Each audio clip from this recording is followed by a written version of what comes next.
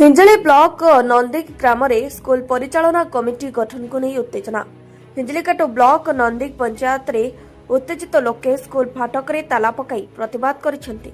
सूचनायोग्य जे सरकार निर्देशक क्रमे ये सब स्कूल नूतन स्कूल कमिटी बाछिबार व्यवस्था रही से क्रम आज नंदिक सरकारी उन्नीत उच्च विद्यालय रे स्कूल कमिटी बाछिबा पई अभिभावकों को डका जायतिला।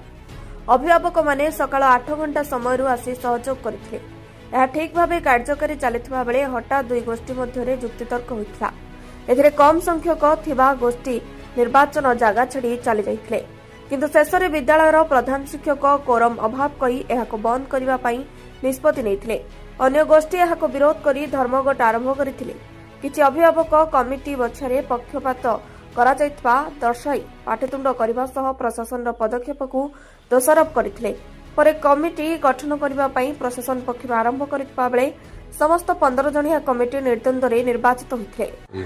हमर आज जो प्रेसिडेंट बाछिबार थिला हमर दी गोष्ठी भितर कंदळ है कि आर गोष्ठी हमु चली गले आ हमर जो मेजॉरिटी अधिक से मेजॉरिटी को लेके आमे प्रतिवाद करिया परे पुणी पुनर्बार आउथरे चयन है आमर पार्टी निर्द्वंद्व प्रतियोगिता हासिल कर गोष्ठी पलया फल शिक्षक मैंने सपोर्ट रही आमको मना कले ये कहले पुणी आउ गोटे दिन चयन सृष्टि आरंभ करा तो आम से पुनर्बार को मना करी पुणी आउ थे आज ही करने सहित जुक्ति तर्क कर राजनीति न पुराई श्रृंखलित भाव करवा किंतु किसी विशृंखला परिलक्षित लगिला जद्वारा किसी लोक चलीगले पर समय आउे आरंभ है।